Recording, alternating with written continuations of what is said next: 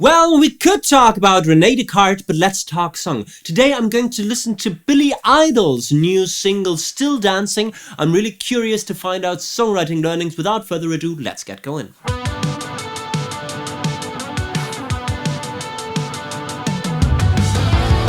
Ba, ba, ba. Let's find out the key first. Ba-do.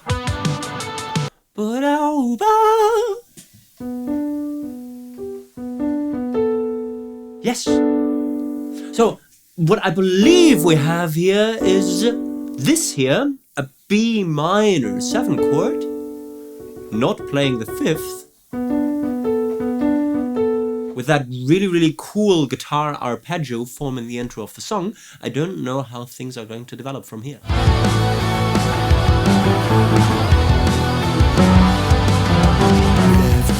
This I did not understand at all. So we start with an A thing.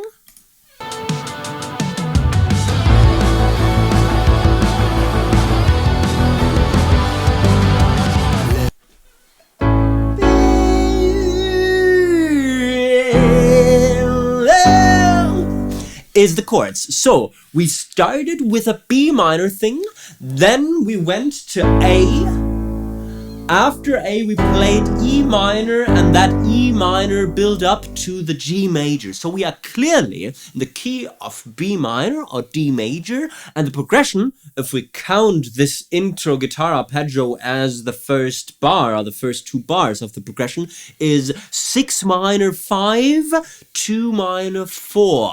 And we are directly in this harmonic and sonic sphere of Billy Idol. Very characteristic chords here. Left my home for jet black gold, sold my soul in a fever. That's very close to other Billy Idol hits. Is it revolutionary? I don't know, but it's definitely something with the power to bring back old memories. Also, it's got everything, right? Also those 8th guitar rhythm things that really move everything forward.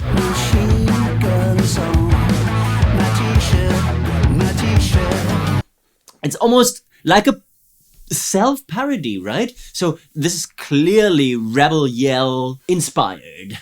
My t-shirt, my t-shirt. So let's look at lyrics for a minute. Left my home for jet black gold, sold my soul in a fever, changed my name, a suicide game, machine guns on my t-shirt, my t-shirt. So apparently, in terms of rhyming pattern, we've got something that looks like an AAAX form, or AAAB, I should say.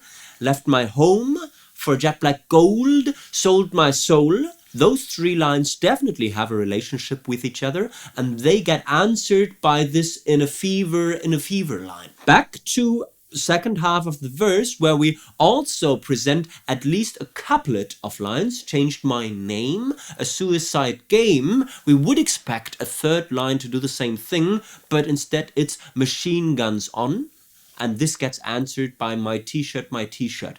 T-shirt also references this fever thing. So we could talk about an AAAB, CCXB rhyming pattern, because this X line, this machine guns on, really doesn't belong anywhere.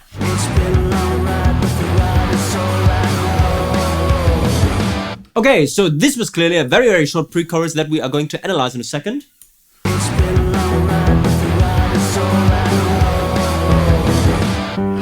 So it's E minor to G to E minor to G, 2 minor to 4 to 2 minor to 4. I don't know what song that was. I think I heard it twice in recent reaction videos, that the 2 minor chord apparently played in a vamp, in that case kind of reharmed by the 4 occasionally, has a really powerful function in a pre-chorus and really wants to move somewhere.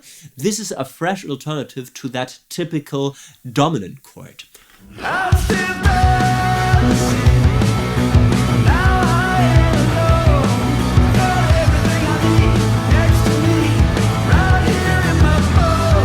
very, very powerful chorus hook. Let's quickly compare the chord progression to the verse, because I believe we are slowing down everything. So no, it was just a false impression that I had there. I thought that they changed chords quicker in the verse, but no, they do the exact same thing they did in the verse in the chorus. 6 minor, 5, 2 minor, 4. Really powerful pickup that also gets supported by that drum fill. So this I'm still dancing, the dance is on the downbeat, and the melody, also the drums do something before. Kick on the 3 and snare on the 4, really building or making this new downbeat very powerful.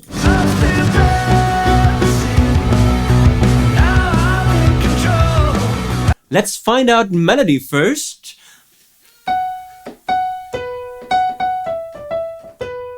So really, really simple. Chord notes only, and it's basically 4 chords of the D major pentatonic or the B minor pentatonic scale. The B, the D, the E, and the F minor. Sorry, the F sharp. And the melody movements are all downward.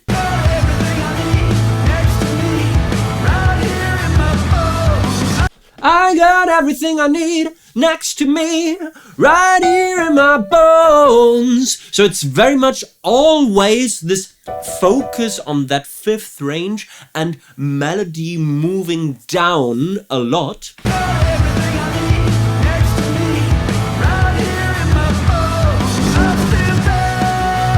Might it be that I'm hearing an E major instead of an E minor, and that we are playing the Foo Fighters chord?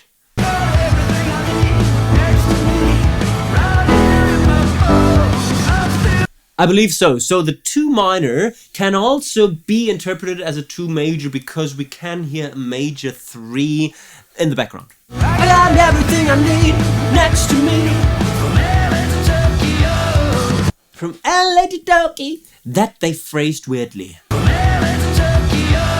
Why do they say from LA to Tokyo? Why don't they say from LA to Tokyo? Is it LA? It is LA, right? So from LA to Tokyo was already phrased if you just say the line from LA to Tokyo, and they do from LA to Tokyo. I don't get the phrasing, but I'm not a native speaker.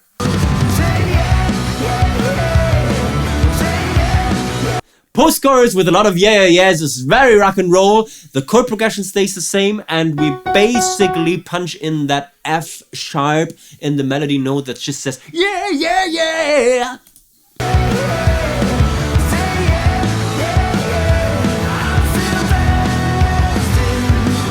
It is Rebel Yell. Plastic bag full of clothes, turn to ropes in the ether, the ether. There is, it's that there is melody notes that are not really chord notes, but that are so Billy Idol that they immediately evoke this Rebel Yell reference. Plastic. Bum, bum, bum. Basically just the B minor chord as an arpeggio in the melody. Turn to ropes in the ether, the ether. So it's really that simple, right? And it's really only the D major scale. Smashed hotels and hurt myself, but I always stayed a believer. And with the rhyming pattern, they are not really true to themselves, right? Plastic bag full of clothes turned to ropes in the ether. So clothes and ropes go together. This time plastic bag is the odd one out. But then they come back to this really good group of 3 lines. I smashed hotels and hurt myself, but always stayed. A bit off, but still in the group. A believer, a believer. What we can clearly see is that the B lines at the end of those verse halves are very, very closely related to each other. And the ether goes well with believer and thereby closes verses quite nicely.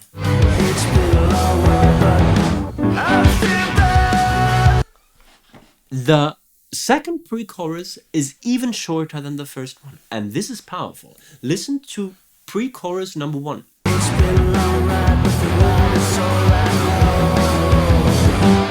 It's been a long ride, but the ride is all I know. Talking probably about the musical career. And this literally turns into it's been a long ride, but I'm still making the second chorus even more urgent and really, really powerful, and it kicks in and breaks your face.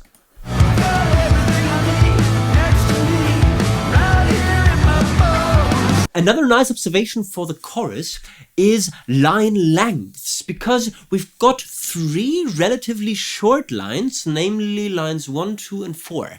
The third line is very wordy, freshening up the pack a little bit. I'm still dancing, but now I ain't alone. Those are the 2 short lines at the beginning of the chorus, and they get answered by I got everything I need next to me. Very, very short line.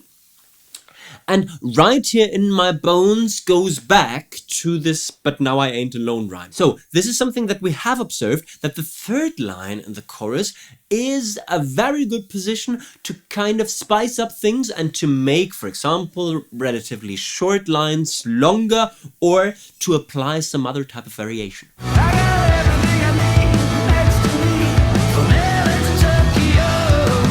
Lyric-wise, it reminds me a lot of this Bon Jovi single that we analyzed a couple of months ago, where it's basically old rockin' dudes talking about their own musical career and being happy about people in their surroundings, more often than not their band, they share a lot of experiences with. So old guys remembering stuff. I still can't bring myself to like the from LA to Tokyo line in terms of phrasing.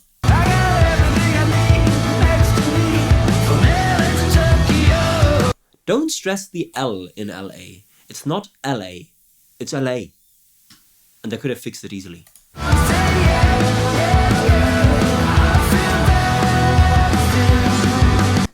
Let's talk harmonic rhythm for a second, because this is very important in rock music. The way that you anticipate certain chords forms the DNA of the song. In that case, the harmonic rhythm is defined by anticipating every second bar. So we've got 1, 2, 3, 4, bang, dun, dun, dun, bang, dun, dun, da, ga, da, da, da, ba, da, da, da, ga, da, da, do.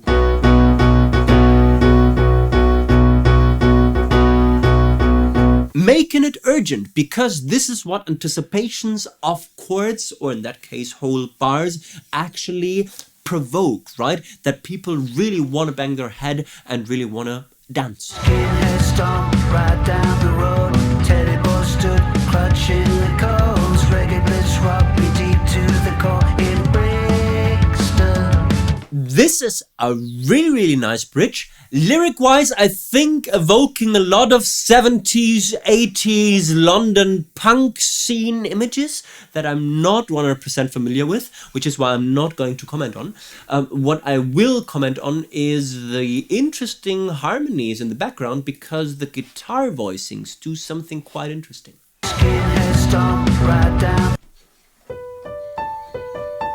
So, remember the guitar intro that we now hear again.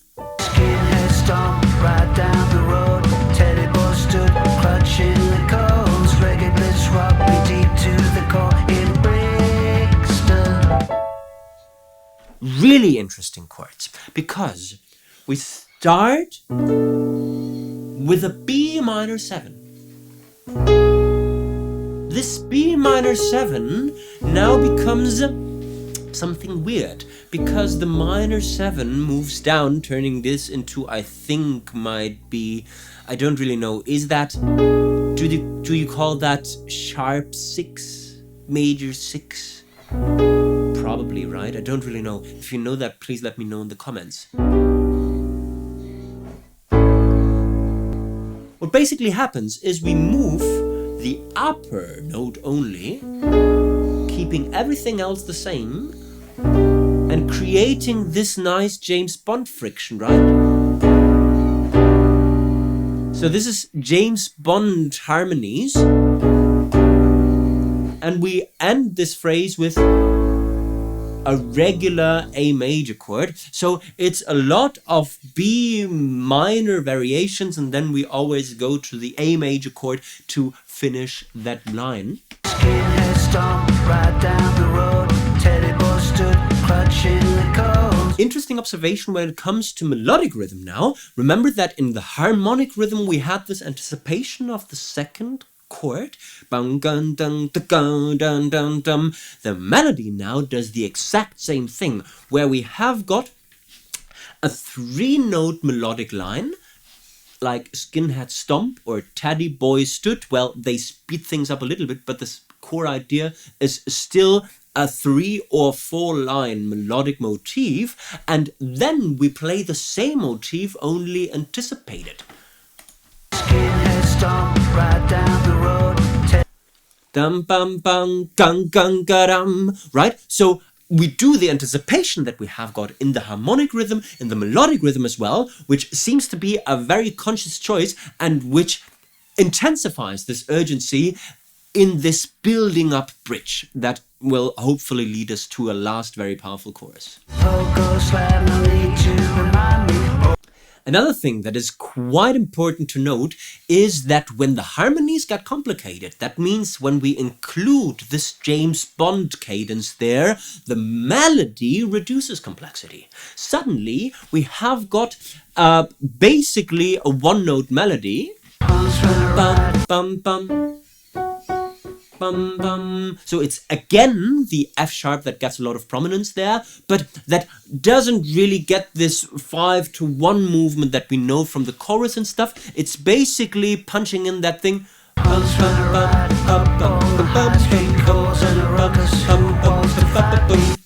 So it's very, very narrow in terms of melodic range, almost a 1-note melody that leaves space for the harmonies to develop.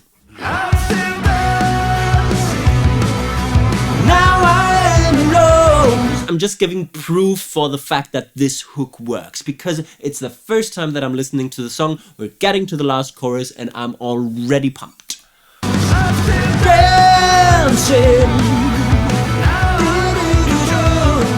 It's the same melodic movement as in Rebel Yell, right?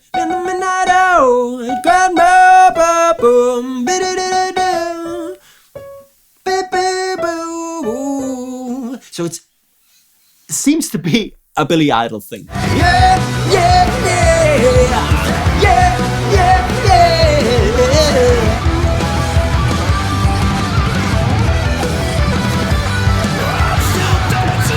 What they actually do is they sneak in a little pre-chorus. They sneak in this 2-4-2-4 movement that we also know from the chorus and the verse, but that has not been repeated.